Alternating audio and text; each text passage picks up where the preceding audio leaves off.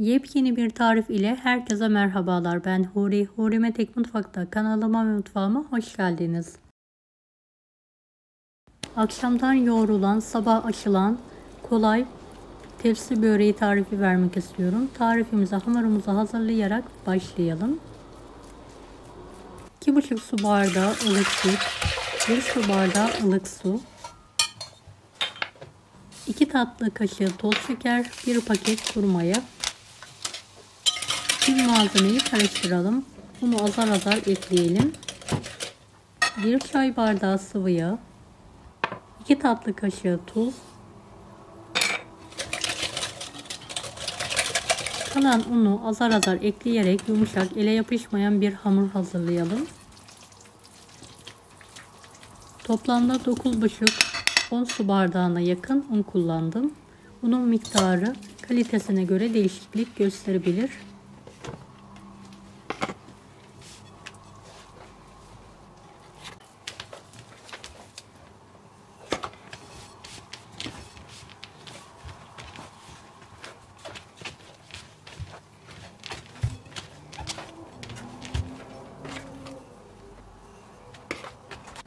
Evet, hamurumu yoğurdum. Üzerine kapatarak sabaha kadar mayalanması için bir kenara kaldırıyorum.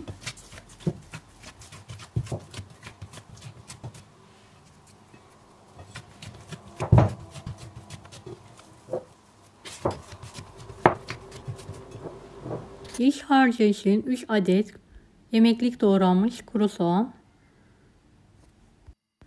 bol zeytinyağı ile kavrulur.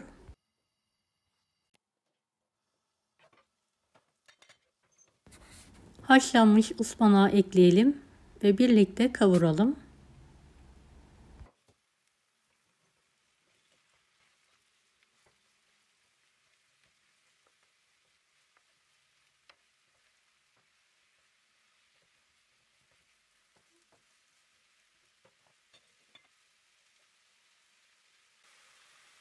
Damak tadınıza göre tuz ilavesi yapabilirsiniz.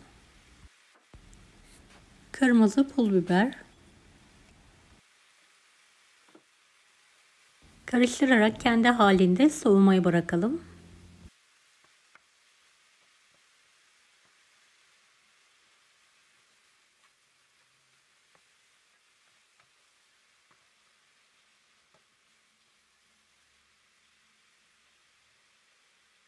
Evet, hamurum çok güzel bir şekilde mayalandı. Üzerine biraz un ilavesi yaparak hamuru toparlayalım.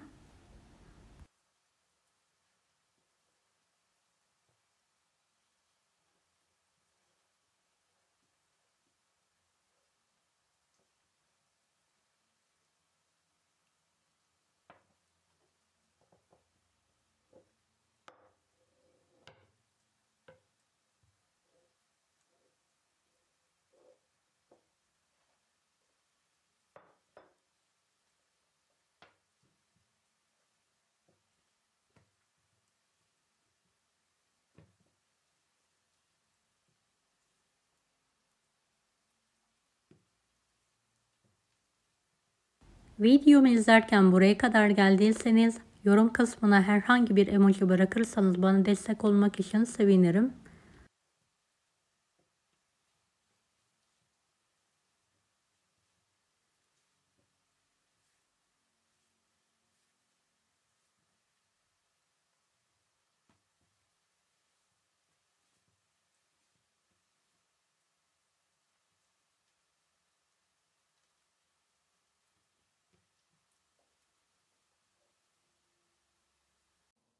Evet, hamuru toparladıktan sonra bir hamur kartı ile bezeleri keselim ve tekrardan yuvarlayalım.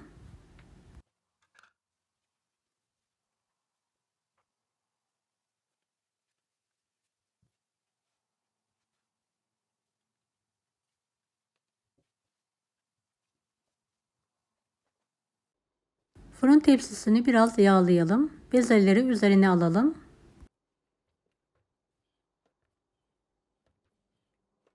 Bezeleri çok az yağ ile yağlayalım. Arkalı önlü olacak şekilde. Hafif bir şekilde elimizle de bastıralım.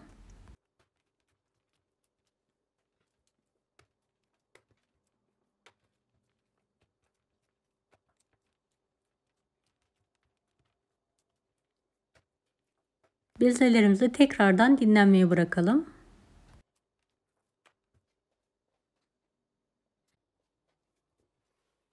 Dinlendirdiğimiz bezeleri tezgah üzerine alalım. Hafif bir şekilde yağlayarak orta incelikte elimizle sündürerek açalım.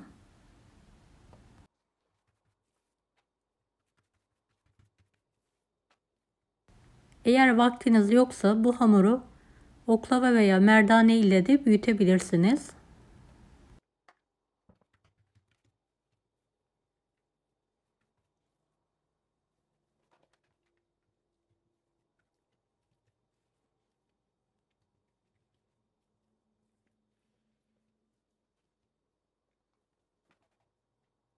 İki kenarına iç harcı koyalım.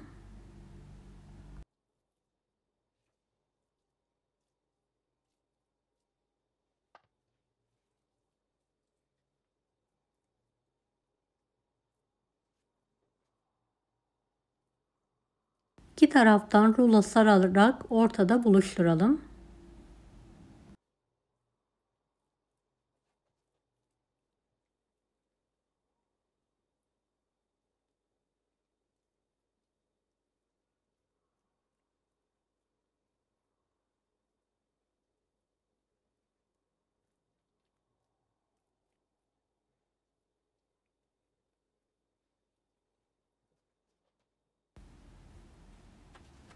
Evet, fırın tepsisini alalım.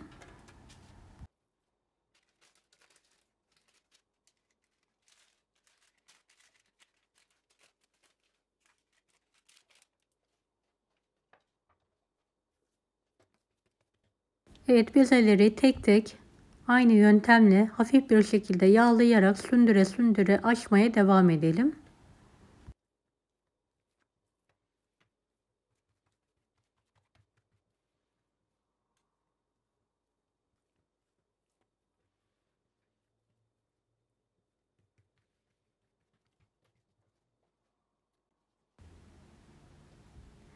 Dilerseniz daha farklı iç harçlar da kullanabilirsiniz. Kıymalı, patatesli, peynirli de yapabilirsiniz.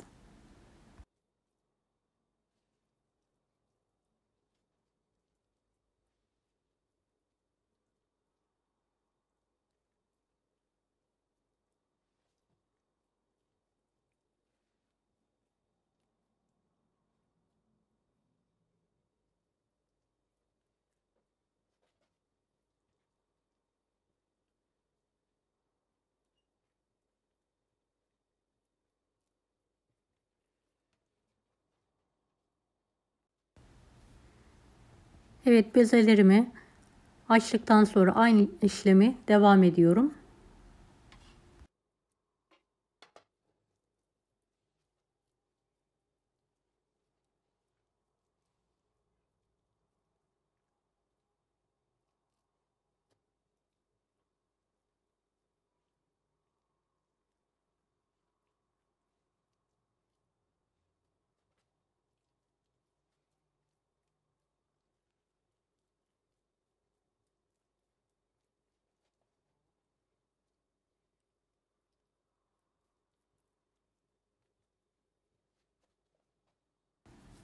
Evet, büyük bir fırın tepsisini aldıktan sonra süt ile çırpılmış yumurta sürüyorum üzerlerine.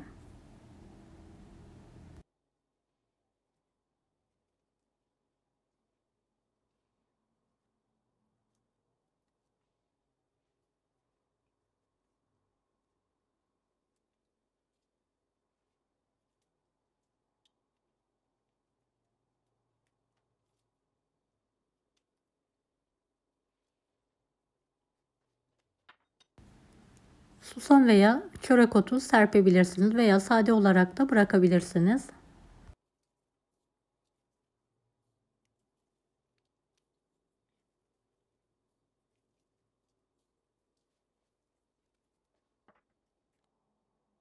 Evet, artık pişmeye hazır. Direkt 170 dereceli fanlı fırında önceden ısıtmadan böreğimizi fırında pişirmeye bırakalım.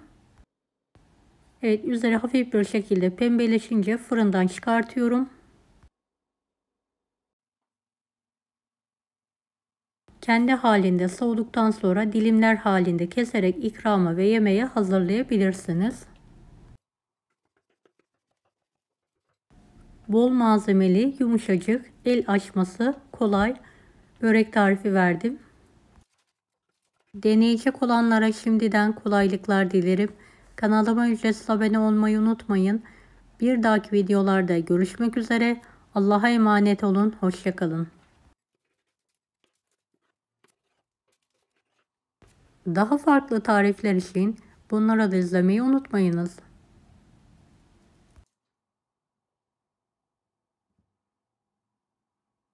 Afiyet şifa olsun herkese.